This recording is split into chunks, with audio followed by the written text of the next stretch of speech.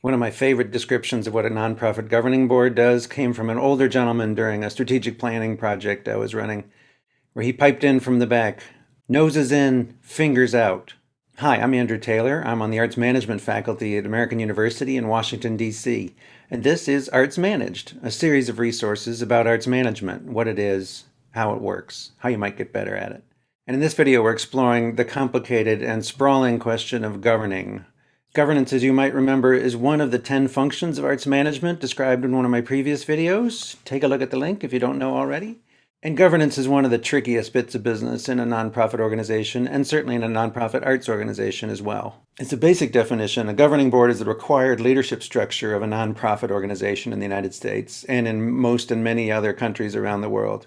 The nonprofit structure, as you might recall, is part of the plural sector, if we looked in a previous video, which is not a private sector with private ownership and not a public sector with public voting and political process.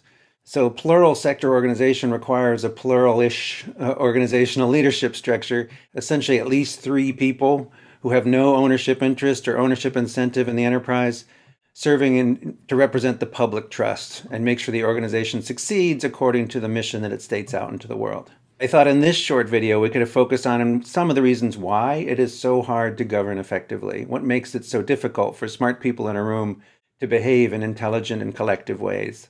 And I'm going to offer 3 discomforts or disconnections that make it difficult to run a governing board or to serve on one, and 1 dangerous comfort, one time when it feels comfortable but you're actually walking the enterprise into deep danger. And the first discomfort is collective leadership itself. A governing board of a nonprofit organization is a reasonably unique form of leadership in the United States structure, where we're very used to owners and individuals having their say and representing their interests. A governing board is really about a collection of people, a group, a collective leadership entity, which requires all of its members to absolutely show up with their full selves and their full understanding and action and insight, but behave as a group, not to make decisions in a team, but to make decisions as a team. And that turns out to be a bit of a bear. For one thing, often the people appointed to boards are civic leaders or business leaders or institutional leaders from their communities who've gotten to where they are by being strong individual agents of their own success, making thoughtful and effective decisions in the world, and you get them all in the same room and they're supposed to suddenly turn off that impulse and that insight. That's why so many of the policies and practices of governing board meetings can feel so weird and awkward, because they are intended to disrupt our natural tendencies to think and act individually, even in a group.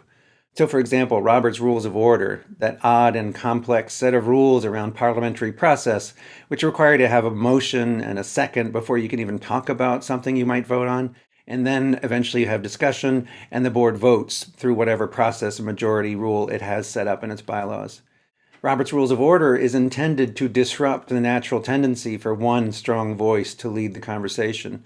You can't even talk about things in the board in a formal way without a motion and a second.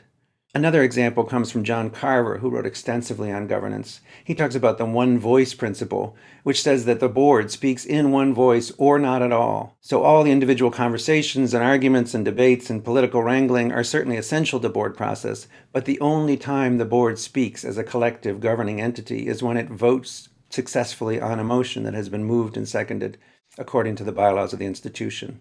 So a board speaks with one voice when it votes according to its process and policies. Otherwise, it's just chatter.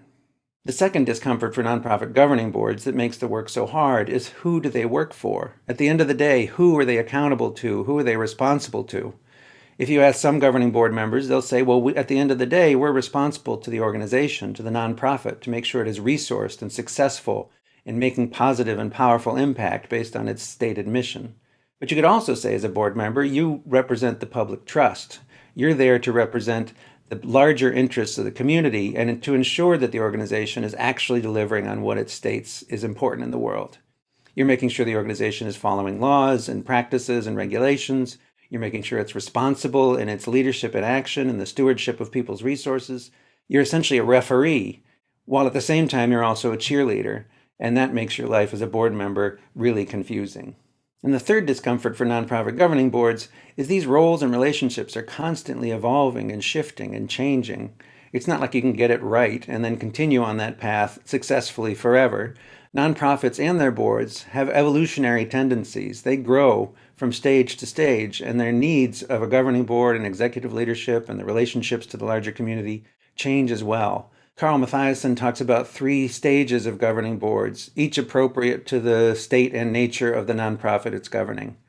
He talks about an organizing board, a governing board, and an institutional board. And not all organizations move through all of these, but they're important to understand as a basic principle. Organizing boards tend to be around the startup of an organization. They're when a group of concerned citizens get together and decide we need to start an institution to advance some cause or purpose. So they form a board and they start that work together. Another version of the organizing board gathers around a single strong leader or a group of leaders that said, we want to do something in the world and we want to form a nonprofit to do it. And we would love our friends and family and supporters and advocates to join us and support us as governing board members. So you can hear there's 2 flavors of organizing board. There's the leading board, where it's a group of citizens themselves forming a board. Often these are volunteer institutions and initially without executive staff. Or there's a following board, where there's some leader or group of leaders that want to make something and they need a governing board to gather around them, advise, support, and connect them to the world. An organizing board is often highly hands-on. It's doing the work of the organization. Either it's cleaning the restrooms, it's preparing the venue, it is setting up tables and chairs. It's doing real active work because the organization is often small and volunteer-led. But at some moment, the nonprofit might grow in size and complexity and resource needs or in owned resources, and the organizing board isn't sufficient anymore to lead the organization. There's not enough hands on deck to do the work that's necessary, both raising money for the enterprise, building positive and powerful connections to other community members and civic organizations, and actually getting the work done as the work itself gets more complex. So at this moment, an organizing board might give way to a governing board. The governing board is more detached from hands-on work. It may certainly still do volunteer tasks and clean restrooms and set up tables, but its primary job becomes around policy, around reaching out into the community, about ensuring the organization is growing responsibly and is behaving in appropriate ways given all rules and regulations. Often this shows up at an arts organization when the board first says no to the artistic leader or the forming artistic director of an organization. They say, no, you may not do that project. It's not responsible. It's not the kind of work we should be doing. And this is often a first awkward moment for a nonprofit organization in a process of growth. And for some nonprofit organizations, likely a very small percentage of all nonprofits, the board needs to evolve yet again into an institutional board. And here the distinction between board governance and executive or staff action becomes even more distinct. There's a fully professional executive leadership and staff that are executing the work of the enterprise. And there's a governing board who has an increasing and almost dominant purpose of raising resources for the enterprise to succeed. So for governing boards and institutional boards, that's where the noses in and fingers out comes into play, where a governing board really is about sniffing around the organization and making sure it's following appropriate procedures, it's being a responsible steward of gifts, it's following all rules and regulations and beyond. But it keeps its fingers out. It has an executive leadership and it has an administrative team that is responsible for executing the work. And the board's job becomes defining the policy and ensuring the resources available to the enterprise to execute on those policies. So again, this third discomfort of a nonprofit board is it's always evolving and you're never quite there. You're always on a journey to whatever comes next and the evolving needs of the organization, its mission, its purpose, and the communities it serves. So those are 3 discomforts that make nonprofit governance particularly challenging in the arts and in any other sector. There's also a comfort that can make it dangerous for the enterprise and its work.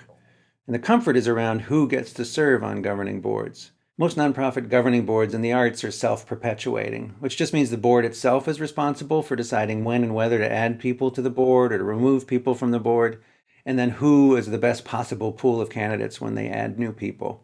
And that's the trap of comfort for governing boards, because so often when they look into the world for new members, they look for people like them.